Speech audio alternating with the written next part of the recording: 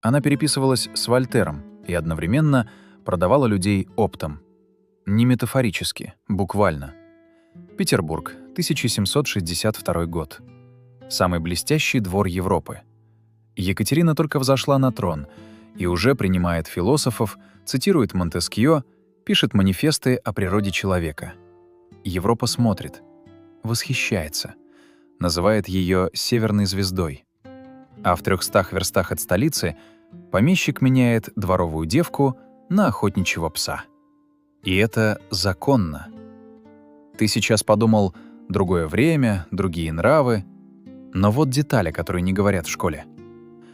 1767. 1 год из ее жизни.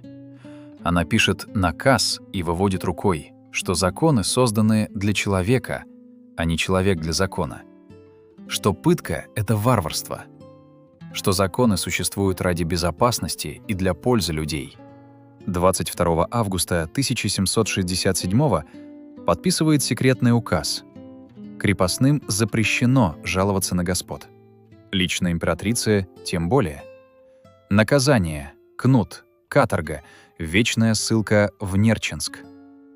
В том же году она созывает уложенную комиссию, и крестьян в ней нет. Только их жалобы приходят, но их быстро прячут под сукно. 1 год. Для Европы философия свободы, для России запрет на голос. И если внутренний конфликт и был, он всегда проигрывал политике. Это принято называть противоречием эпохи. Списывать на время, на обстоятельства, на то, что она была заложницей системы. Но Екатерина не была заложницей системы, она была ее архитектором. При ней крепостничество стало основой имперского роста. При ней помещики получили право ссылать крестьян на каторгу без судебного разбирательства. При ней крестьянин окончательно стал частью хозяйственной ведомости. И вот цифра, которую не вешают на парадные портреты. Только официально за годы ее правления роздано почти 800 тысяч живых душ. Орловы, Потёмкин, Зубовы. Каждый получил свой подарок размером с небольшое европейское княжество. Живых людей в подарок. И все это, пока Вольтер называл ее величайшим умом столетия. В письмах к Гримму она обсуждала философию и между делом распоряжалась тысячами душ. Как будто это были разные регистры одной и той же реальности. Не противоречия. Просто разные столбцы в одной таблице. Она не была чудовищем. Она была рациональным политиком. И именно поэтому страшнее. Вот настоящий переворот. Екатерина принесла язык просвещения, но не его последствия.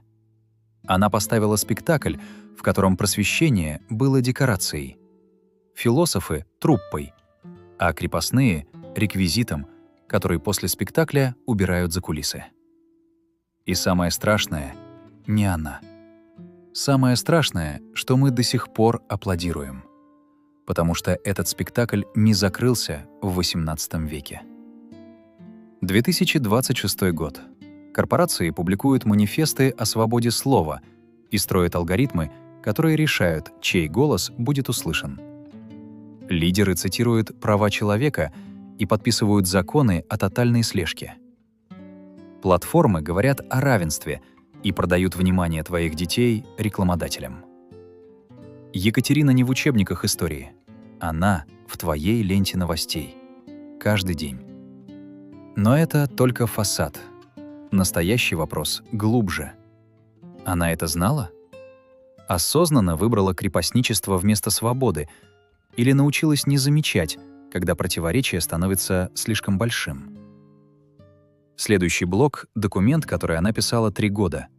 Самый свободный закон в истории России, и который она сама же сделала невозможным.